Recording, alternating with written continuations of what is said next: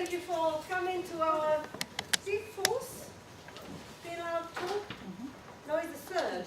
No, it's not. It's the second. It's the second. Okay.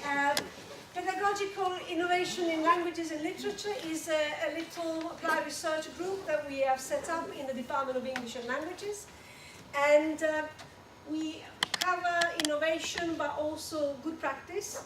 And we welcome people from language and linguistics and literature. Today is more linguistics than literature, and we have a variety of talks. Okay? So we are a big group, and it includes... Hello, I'm Gwendolyn. I'm a lecturer in French and academic studies. I'm Zoe. I'm an English academic lecturer, but my role in this project is the expert student and research assistant. I'm Fiona Lee, a lecturer in French, academic skills, research assistant on this project, and I'm a student as well on the master's, so I have to forget that I'm still a student as well. Hello, my name is Immaculada González. I'm a lecturer in Spanish. I'm Elwyn Lloyd. I mainly do TEFL, teaching English as a foreign language. I'm Maria Jones. In here, I like to learn things about intercultural awareness in Mexico and other things. So it's our intercultural project, telecollaboration project. Yes? Hello everyone, I'm Laura. I'm part-time research assistant on this project and hourly paid lecturer as well. This is not the final version. Yes. I'm Irina, I'm a student proctor. I'm Greg, I'm a student proctor as well. I'm Simona, student proctor. I'm Alu. And from Mexico, we have a Mexican student from the project who's come all the way from Mexico. She's doing an exchange with Leeds University, and we have her here today. Okay, I was at the conference last week in Leon with Elwyn, and there were all the big names in telecollaboration and interculturality. There was Professor Byron, who's written all the books on it. And Professor Byron said he doesn't like the word global because he says it's associated with, guess what? Money, business. So he thinks he would prefer now, he's going for internationalism. And I pointed out that isms have got negative connotations. So it was interesting. But we are a global university, and we work in partnership with external organizations, and we want students to work with us as a community, in a community of learning. And what we would do in this project, which is, I'm going to explain a bit further with my lovely team in a second, is to confront, help our students to confront and deal with the prejudices, stereotypes and myths that they hold about other social groups and cultures that others may hold about them. This is Robert O'Dowd, who's now become one of the major proposers of telecollaboration, or he's changed his name now. He wants to call it online intercultural exchanges. He's just changed the name of telecollaboration. But quoting Byron, because of course Byron started all this. Can I also say, I've just had the latest tarot card with internationalization with a Z, probably to be international, from Jean-Bernard Adry, because of course EAMS supports internationalization. It looks like a pretty tarot card. I only got 10, but it looks pretty. If you want one, I've got them here.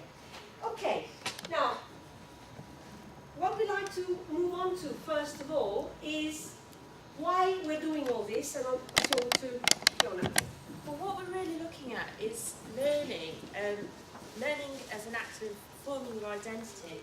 This links to the previous slide in the ideas that we hold about ourselves and the world that we're in all form part of our identity and our perception of our own identity, of ourselves and our place in the world.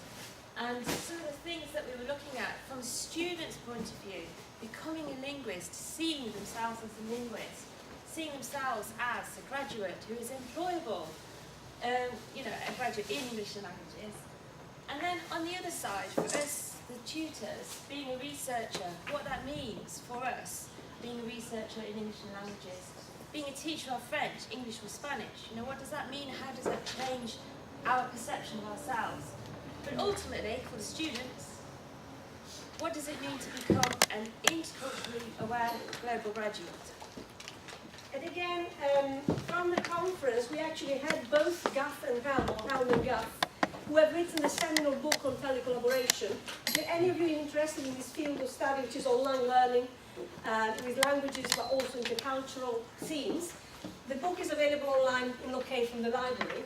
As you can see, there are three major threads in this. One is the technical stuff, operational, the digital literacies. One is intercultural community competence, and one is foreign language learning. Now, this section is becoming more blurred because English is becoming more of a lingua franca in these exchanges, and languages are kind of teaching interculturality to other subjects and moving on to them. What we are going to talk about is a comparison of two exchanges we took part in over the last 2.5 years. We started with Mexico, a fortuitous encounter with somebody from Mexico City who was interested in what I was interested in.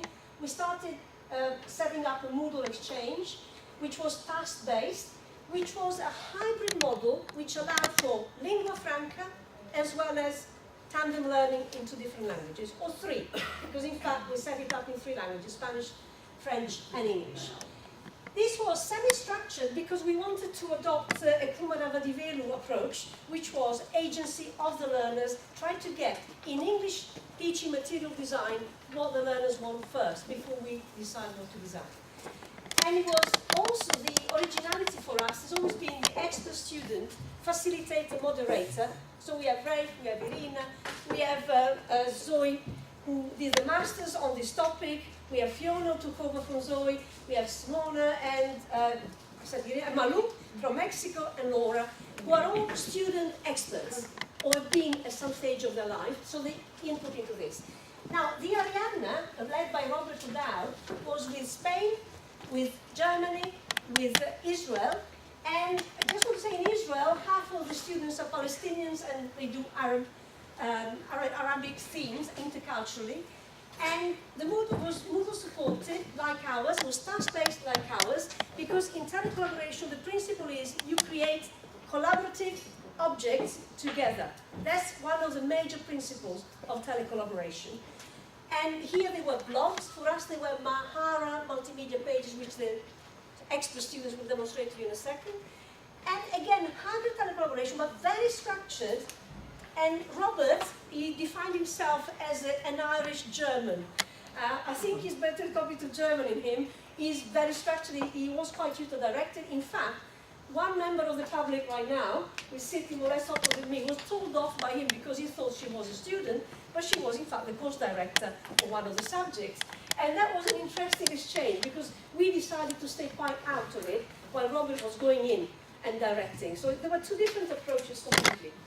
Okay, can I just say, because culture constitutes themselves dynamic in discourse, and we know, those of you done your Fairclough, you know, Shivani, where is she? She's done a dissertation more or less on this stuff, she knows. Discourses are constructed hegemonically, so we can't not talk about that. And when you do use English as a lingua franca, there is that aspect to it as well.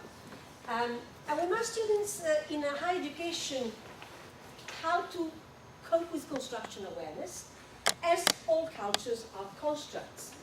And I must say that in this respect, we have had a great help from Mila, but I'll come to Mila's solution soon. Actually, here we go.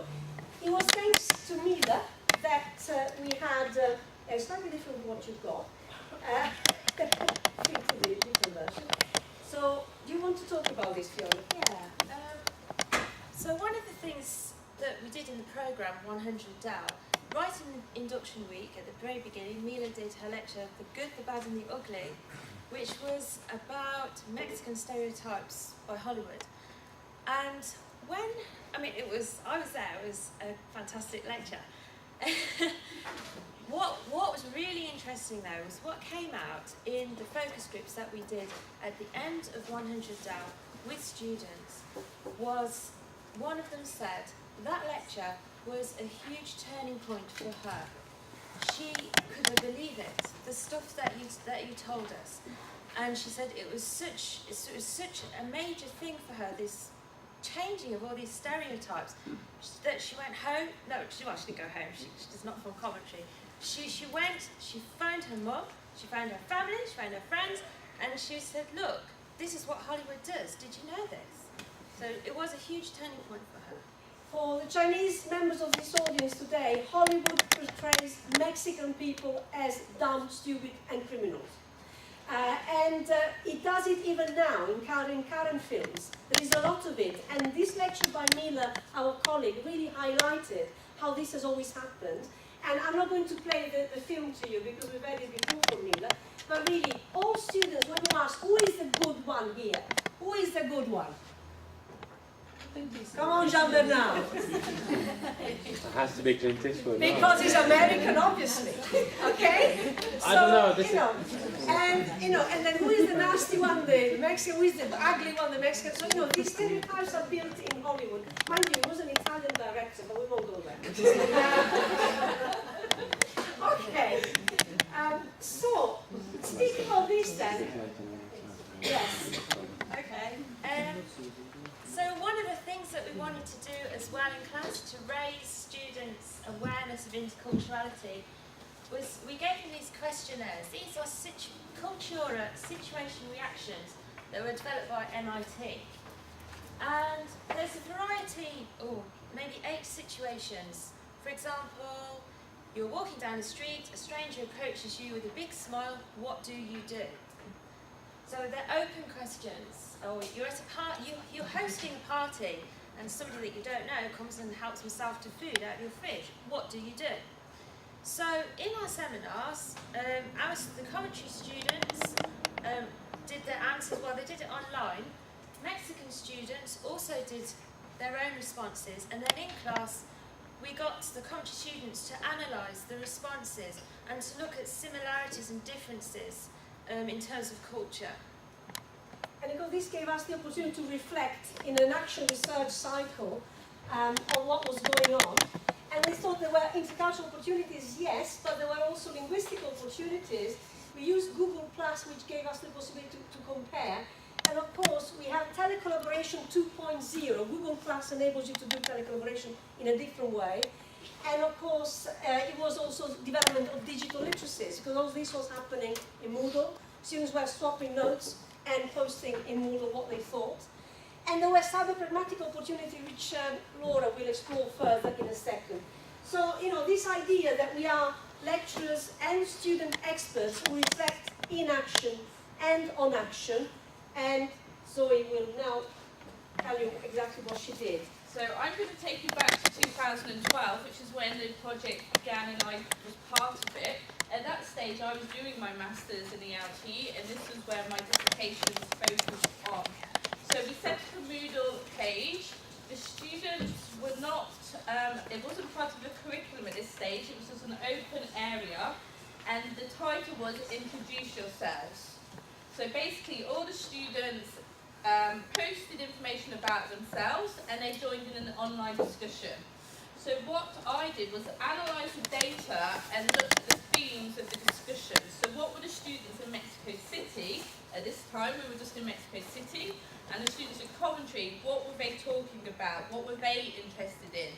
Because usually in language learning there are set topics, and but they're not student generated, they're generated by the tutor. So we wanted to know what the students were interested in. So, okay. Okay, so then we did the interviews and questionnaires for both students in both languages. This fed into phase 2, so phase 1, sorry, so this was pilot. Phase 1 took the things that the students wanted to talk about. It got integrated into the curriculum then, and we looked at the integration. So then I took the research again. So at this stage, my dissertation had finished and I became a research assistant. It was funded by the HEA. And also I did a short discourse analysis of each stages. So I took a native speaker, non-native speaker, and I did a comparative register analysis of the mode of the communication, and whether it was along the line of spoken or written. And at the beginning we thought it'd be more spoken, but towards, as the analysis found, it actually wasn't. There was more academic parts in there. But that's a whole other area of research, and Marina can move on.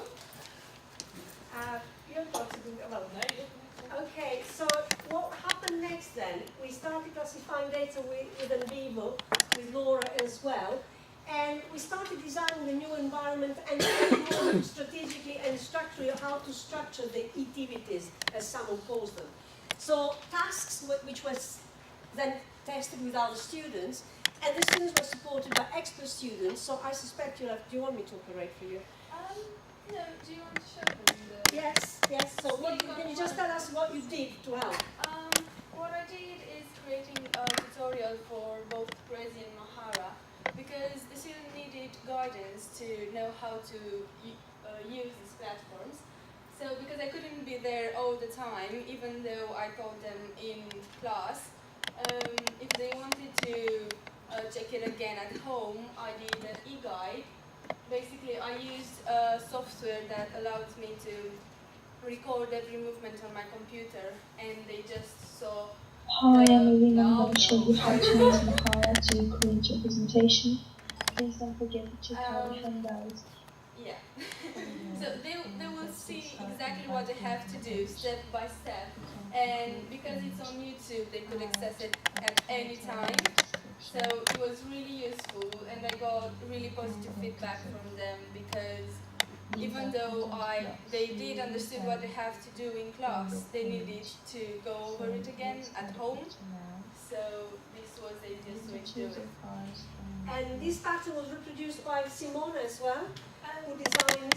Yeah, I mean, I've created a step-by-step guide on how to actually do a blog on Blogger. Because again, this is something that we used when we did our 100 DAO in the first year. We found it very useful and handy. Projects that obviously, well, blogs that we obviously use with our Maharas and our project. And also again, they were asking me a lot of questions, and they kept asking me things they wouldn't understand, so I did a little simple step-by-step guide for them to create a blog. Thank you very much. And what we're doing again, we can't give you the results of the discourse analysis, and we're going into it with NVivo and W matrix as well. We're trying to find and extract see what happens there. But just we can't really tell you yet because we had to wait for Laura to get a contract, which arrived yesterday. So now we can start analysing that. Of course, this is we still have a backlog of data. But what were we doing? We were doing these collaborative learning objects. Now, as Noël Lamy explained in a conference last week in Leon, everything can go wrong with telecollaboration. It is not for the faint-hearted. There are up to 15 things which can go wrong. With Mexico, we are on different times. With Mexico, we are on different syllabi. With Mexico, we are on different groups of students and subjects. So a lot of things can go wrong, and they go wrong. However, when they go not wrong, you can have collaborative production of interesting stuff. I have been to quite a few e-learning conferences of late, and this was a topic chosen by the Mexican students, which our students decided to cover. And they, in a good project, you will have the journal, you have the reflective aspect, you have the communication, and what is the role of facilitators here? From Mexico, the Mexican tutor attached the same, and so over to Malu to say what you did, Malu. Do you want to tell us more about what you did here, even if, yes, it's coming? That's you, isn't it? That's actually your piece. Yeah. Well, basically we divided our class into different groups, and everyone as a group decided what they wanted to speak about. In my group, we decided to speak about levels of freedom allowed to young Mexicans, because we thought there would be a lot of contrast between Mexico and the UK in this aspect.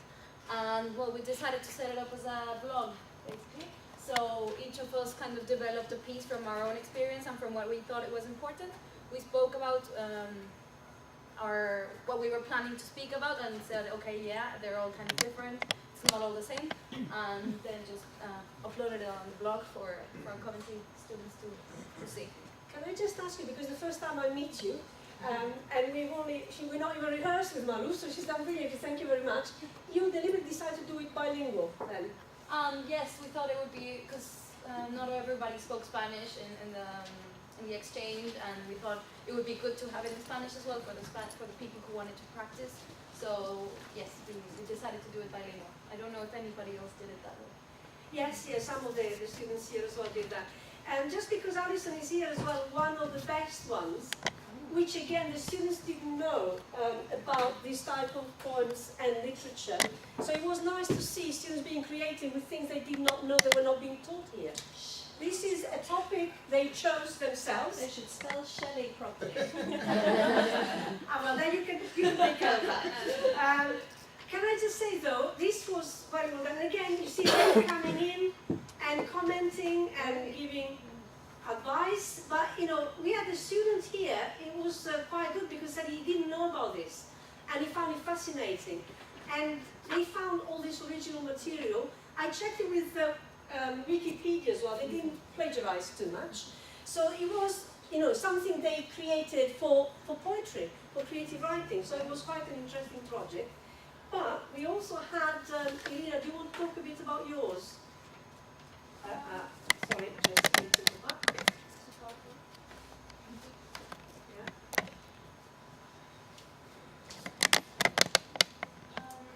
When we did our exchange 2 years ago, they asked for guides to Coventry. So we had our journal, which, well, this is the presentation. She's Grecia. We talked to her on Skype, and it was really interesting. We had our journal, which included basically everything we did every time we met. And we also included the blogs from Ariadna, actually, because we finished the Ariadna project with Spain, Germany and Israel earlier, so we said let's make everything easier and include all the information from Ariadna to the Mexico project. So this was very good for us because we had this cross-fertilization from one telecollaborative project to the other, and we discovered things they were doing with Ariadna we weren't too sure about. And also we had cross-fertilization from Advantage Photography for Simona, because Simona imported the photos she was doing. Yeah, I was doing communication through the digital image Advantage last year, and I found that during my project and discovering what I like and what subject I want to focus on for my final piece, that I took a lot of pictures. I mean, most of the pictures, I think all of them they're pictures from Coventry that I took. So, I mean, obviously some of them are from the internet like these I didn't take, but most of them are that I took, and I thought it would be a very good thing to do as well, just include it. And in terms of cross-fertilization, the fact they put the guitar there, this is me. I didn't tell them to. But yeah, something about this page we want to say in terms of reflection, and I think it's Irina and Malu. Yeah, I created a page, and Malu helped me with the design, because you want to talk about it? Well, I'm a graphic designer, so it was easier for me. Yeah, and I needed her help. But what we discovered is that the page wasn't that successful, and I asked her now why does she think it wasn't successful, and she told me. Yes, because a Facebook page as opposed to a Facebook group, it's just like the information is there, but if you don't actually go into the page, you don't see it. So we were commenting that maybe it would be better to have a Facebook group where you get notifications for everything that's posted, so that it becomes more interactive and people actually hold conversations and not just read if they happen to stumble upon it. So can we just say, hold this number in your mind, bear in mind we had 220 participants, and 10 of us are here. So you can see that that is not a successful tool we used. And I will come to that later, but before we do, a little success, because as I said, it was a hybrid model, lingua franca, but also tandem. So over to Irma for the Spanish bit. Even though this project is mainly linked to 100L, which is an academic skills module, we thought it would be a very good idea to also link it with another module, Spanish module in year 1. And so in the main page, I opened a Spanish corner. And in that Spanish corner, what students could do is to interact with the Mexican students and practice their language skills. And I did that from day 1. So as soon as the new students arrive on day 1, that's it, I have a language lab, we're going to do this. So there were new students and they didn't question anything. They thought, okay, this is what we do in Coventry. So it was very successful because obviously students, so from day one, they could introduce themselves and they could actually interact with Mexican students. And not only it provided opportunities for obviously focus on the culture, that was obvious in the exchanges, but also on the language. And what surprised me most is the students with a multicultural background were the most active. So we have here an example of an exchange. It was with you. And one of my students, for example, is all exchanges in Spanish. She's from Nigeria, she was brought up in Cameroon, then she lived in Spain, and she's studying French and Spanish. So the other students thought, wow, what kind of students we have here, so international. So they started interacting with her. There were examples here where they corrected her Spanish, and she was very happy that, oh, thank you for correcting my Spanish. So all the interaction that in the following interaction, the Spanish students is teaching this student new expressions that they say in Mexico. So it was very natural interaction, very natural flow of exchanges. And this was the example that was most successful. So they continue with that over the course together with the main module. Thank you very much. And this is a typical example of how Coventry differs from Mexico, which is something I'll have to talk to Manu about. We are intraculturally very rich, because that's what Byron, in definition, intraculturally means we have people from a lot of nationalities at Coventry, a lot of backgrounds, a lot of languages. Mexico is still quite monolingual, monocultural, which also presented some intercultural issues, if you can follow me in that way. But what we also want to do then, in terms of this expert student's perspective, is also trying to think more what went wrong, how it went wrong, what we could do. And we identified some problems. We come into the workshop part of this activity, but I don't know if you got enough, Laura. It's a full house. I've got 15, I think. 15? Oh dear. To share 3. Let's to share 3 each. So what we did, we started noticing when did the break, what causes break in communication, and we focused on English as a lingua franca to begin with. We'll probably look at the Spanish as well later. But what caused issues? And one of them was this big C, little c. Mexican students are very cultured, at least the ones we've done the exchange with. They see archaeology and big C culture as important. Our students want to play football or have fun. So more popular culture here, more highbrow culture in Mexico. That was one of the ones we encountered the previous year. This year we have a little task for you. So do you want to give it out? Yeah. Laura, take over. Okay, so as you can imagine, the number of participants that we've had on the project and the way in which they've been interacting on the forums, we've got quite a lot of data. So I've been going through that and I've pulled off a few examples of some posts that the students have done. So what I'd like to do is probably in threes or tables, because I've only made 15 or so copies, is to have a look at these posts and see what emerges from them. What do you notice about them? I've included one post that received no replies, and there's a line underneath to show that.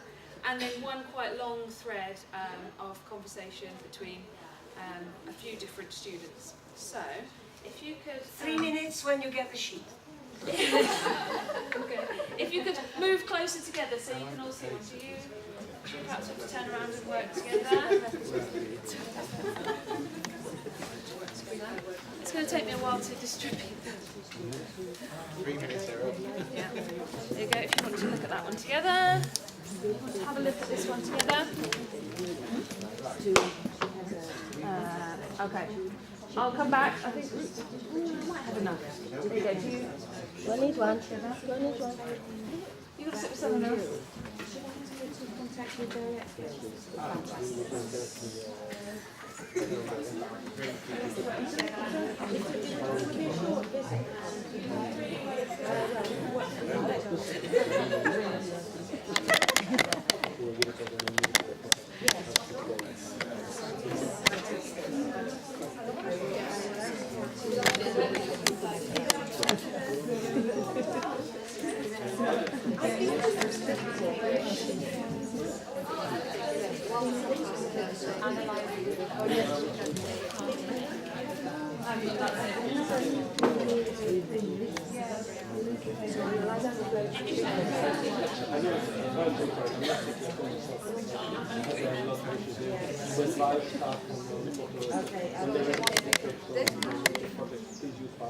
Okay, right. Because I've got my notes at home, because I was doing the remote desktop. That goes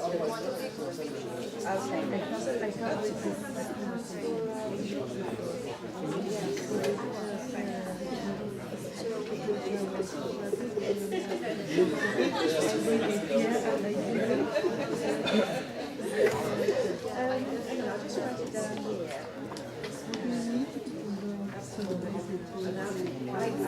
She wrote about the transfer collaboration, which is very useful. It is a good project.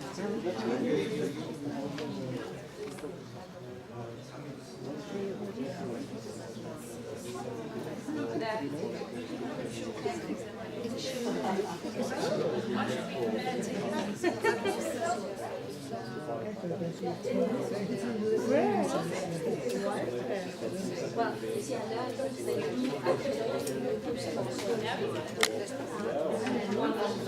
exactly what they were.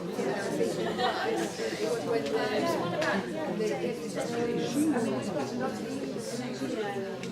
or maybe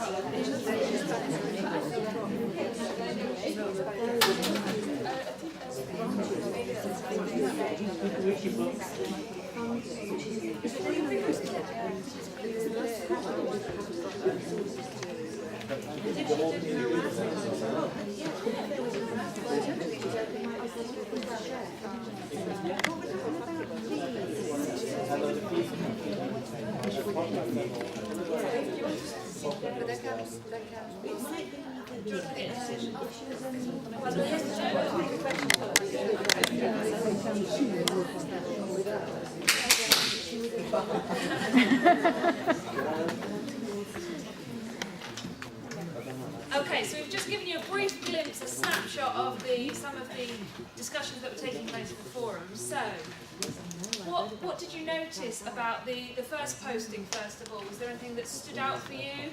This was an isolated post, there were no replies to that one. Anything that... Yeah, possibly? They were asking for them to write poetry rather than poetry from the country, which would have been interesting. Or better. I think they would have engaged with that a bit more. Yes, any other ideas? Thoughts about that one? Okay. What about the second post, the sort of 3 pages worth of thread? Before you start on that, I was quite surprised by that, because we told them not to talk about Mexicans wanted. That's what Mila told them. Okay, so the narrative of the Mexican wanted, the bandits, and then what they do, Mexican students wanted.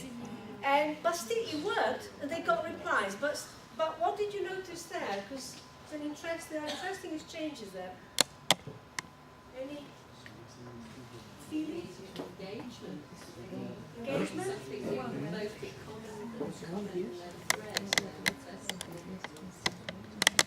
Why does that thread work, in your opinion? It's bizarre and exciting, isn't it? The festival itself. Okay. But there was also something there which we didn't know. But perhaps you have enough time to read it all. No, you gave us. No, I mean, there was the fact that in Monterrey they do not celebrate the Day of the Dead, while in Mexico City they do. And we did not know. So we told our students to get information on the Day of the Dead because it was so big in the previous exchange, and it fell flat. Because in Monterrey they're posh people, like the Leamington of Mexico. They don't do these peasant things. So, or you know, it is true that there is this, I felt that there was this, oh, we don't do that. Yes. Okay, and that intercultural, we learned something ourselves, and now we have to learn more about Mexico. Yes? Yep. That's pretty good. Can I hand over to Ray now, who's going to explain a little bit more about his experience? So we thought, how is it that the student didn't get any replies and the other ones went, and why was Ray the most effective communicator of it?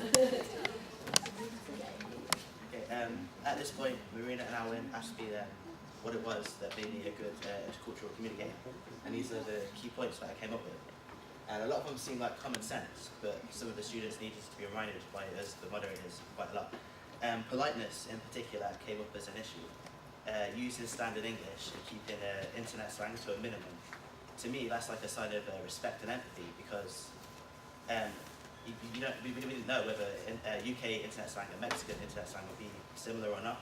For instance, you guys don't use LOL. It's funny. You don't really do the LOL thing, which we do a lot. So there's a lot of differences.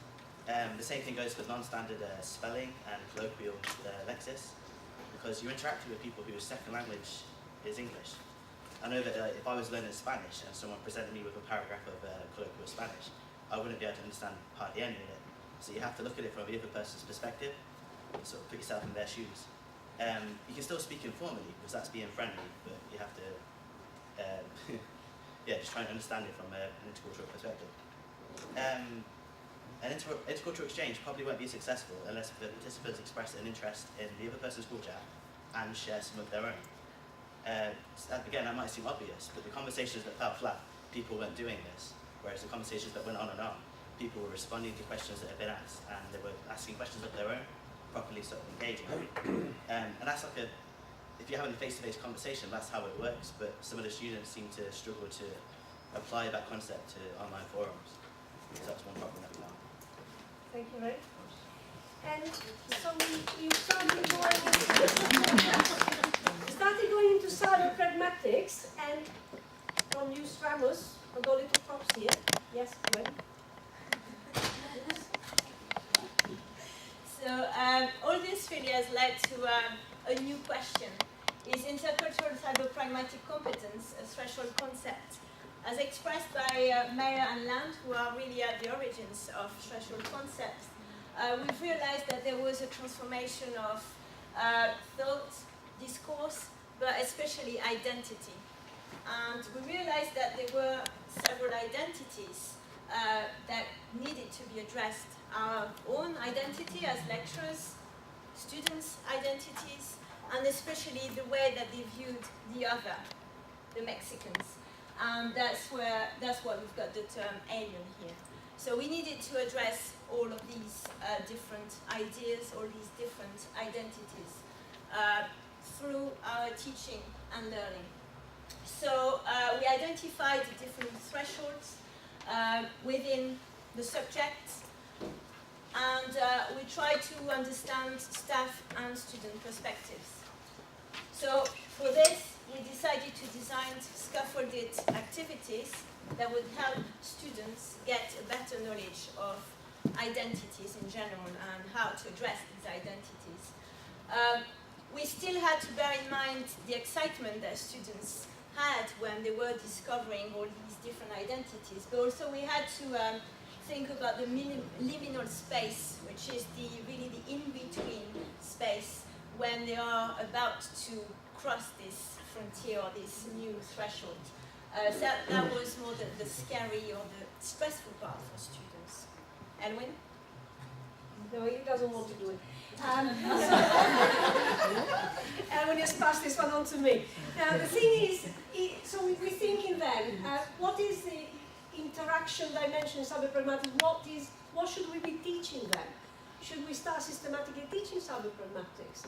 Should we start seeing it as an academic digital literacy genre? And we can draw from Hilary's and Sheena's book on this front. And so should we then teach it as a digital multimodal genre for specific academic purposes? And that famous global graduate needs to be able to handle this if we really want them to be effective worldwide, but also in terms of empathy, as suggested by Rafe. So the problematic considerations, and these are Lani and Goodfellow from the OU, who have been doing telecollaborations for 15 years at least, is this idea of the literacy clash, that we are asking our students to do something which they do informally, but we want them to do in a formal environment. So there is a genre clash there. And the other thing is, if you think about social and working science, there are individual environments where individuals talk to other individuals. They're not collaborative, constructivist environments. And we want students to construct knowledge together in telecollaboration. So there is another clash here. And there is a resistance, and I'm having a big discussion with Elwin who wants to use Facebook, and proves that Facebook didn't work. Okay, we didn't use a group, fair enough, but students don't want to mix with us on Facebook. They know that we can use Moodle, and most telecollaborative projects use something like Moodle. Can I just interject? Yes, of course you can. No. I've never suggested that they interact with us. I wanted them to interact with each other in Facebook. The only problem is, which we discussed earlier as well, we asked the students feel a bit uneasy themselves about this because A, Facebook is not ours, B, Facebook is for other things, and but I agree that as it happens, Manu, your teachers use Facebook to teach you, which is something we need to explore because you have Blackboard, but you prefer to use Facebook, which is the other way around from here. So it's quite interesting. Now the other thing, of course, each person has a node, I'll come to that in a second, but the students and staff social capital. I mean, think about the narrative against Romanians and Bulgarians in this country at the moment. Would you do, if you do a telecollaborative exchange with Romania or Bulgaria right now? I don't know. But there are, this tacit knowledge which we have to also think about. But this idea of each person as a node is Jus Ramos. And I remember in the 80s and 90s, John Lando, when I was doing literature, the text was the center. We were doing hypertext and different texts. That's not it anymore. Now it's different individual discourses. Each of us has an individual discourse and a multimodal way of representing that individual discourse. Okay? And just to give you an idea, a proficient student here at Coventry knows what their discourse is like in their Facebook personal page, and that same student knows what to do in a boring academic setting. This is genre awareness of online settings. I mean, this is particularly boring, though, I must admit. But, it can be a bit more exciting. I've seen Rafe doing less boring things. But, can you just see the multimodality here, the difference? And this user as a node. So this user is a node in himself. Okay. I think I now, oh no, here we go. Oops. So, and not only that, so we ask students to handle multimodality, multi-genre, and we also want them to use other technology. It's a big ask, because we want them to be here, proficient in an academic setting, and doing, of course, there's also the oral now. Only 10 years ago we didn't do oral online, but we do now. So particularly, if I'm thinking about the creative writers, why can we have people like Ray being so good? Because they can handle the different genres. So they know what to do to avoid the zero posting. They know how to keep a thread going. They know the rules of engagement to do that. So Fiona. Yeah. So going back to one of the things on the previous slide, how can we help students to cope with this big ask? We asked them in the focus group, what can we do to help you? What do you wish that you had known before? And one of them said, well, we didn't have a lecture on communication. You didn't teach us how to communicate with Mexican people. And they all agreed. And, as Rafe said earlier, to him, this is common sense, how to communicate with different people. But it's not common sense to everybody, it seems. They are saying, you told us to do this, you didn't teach us how. So that's one of the things that we need to look at, actually teaching this stuff, politeness and all that. And again, Jus Ramos, which is a very dense but very interesting book, is another point he makes, which is about relevance theory and Sperber and Wilson. It looks like, neurological science seems to say that because current students multitask a lot, their brain is becoming wired in a different way, and so they are not prepared to devote a lot of cognitive resources to something which doesn't give them an immediate reward. Of course, this doesn't apply to Rafe because we know what Rafe is like, but other students, if they can get an immediate reward, and of course, a telecollaboration exchange requires a long-term commitment to a lot of things, which is why some students find it difficult. That could explain a bit the zero posting. Is a partial, there are many explanations for zero posting, this is one of them. And Elwin. I couldn't get out of doing this one. No, anyway, so just to pick up on issues that are coming out of We're nearly finished. all of this. Obviously, going back to the point that Fiona made about what the students said regarding not being taught how to communicate and how to keep this communication going with the students in Mexico, we did wonder whether we were actually doing enough guiding. We've all sort of come around to being guides on the side in recent years in our teaching, but are we actually doing enough guiding?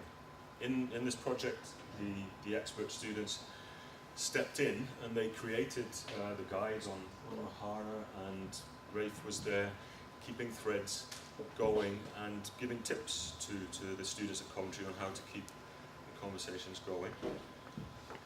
So we do think that we could give students more guidance in terms of developing an online savoir-être.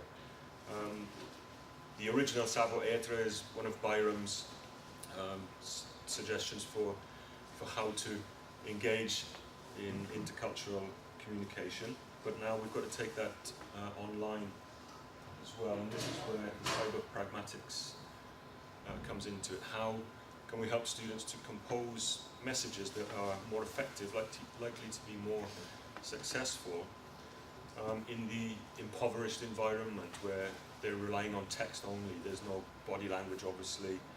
There are some devices that people use when they do communicate with text.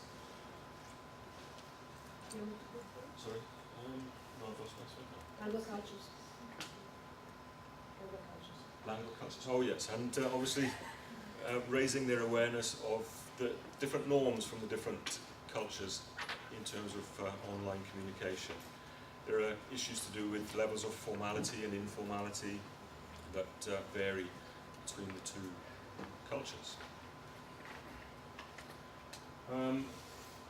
And in our efforts to help our students become more effective intercultural communicators, we wondered if we could turn to Leach and the politeness maxims. I can see Antonio frowning there already. This is his area of expertise. But we noticed that in the effective messages, in the threads that went on, over several posts and replies, etc., you could pick out these politeness maxims. The students were being tactful, they were giving compliments to each other on certain aspects that they've mentioned, approving of this and that, and you could detect modesty, you'd see that they were agreeing on points, and it was all very nice and polite, and these threads did keep going for more than 20 turns sometimes.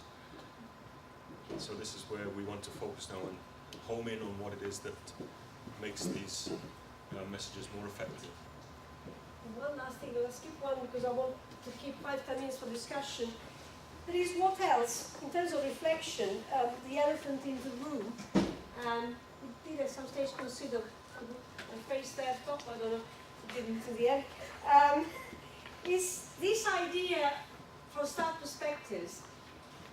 There have been telecollaborative projects now where the focus is really interculturality and hegemonic practice as opposed to just language learning. There are power issues in telecollaboration, whatever you do. And for that reason, that will have to be borne in mind. And also the different pedagogical paradigm is all very well for Kumarava Di Vero to talk about the agency of the learners and the teachers' agencies, but can it be always implemented or adopted? And so you could have a culture clash. And perhaps autonomy means something different to me than it means to my colleagues in Mexico. Perhaps digital literacy means something different to me to what it means to Teresa McKinnon. I'm not talking of Mexico. We have, we've had some very big discrepancies in interpretation of what digital literacy is among staff, okay? And what does student-centered mean? What does task mean? So I think we have to also focus now on the intercultural dimension of teaching and learning cultures, which we encounter in telecollaboration. And Robert Fidaldi started on this. And of course, we could apply the wonderful tarot card. Jean Bernard has come up, I've photocopied some of these. But it also applies to staff.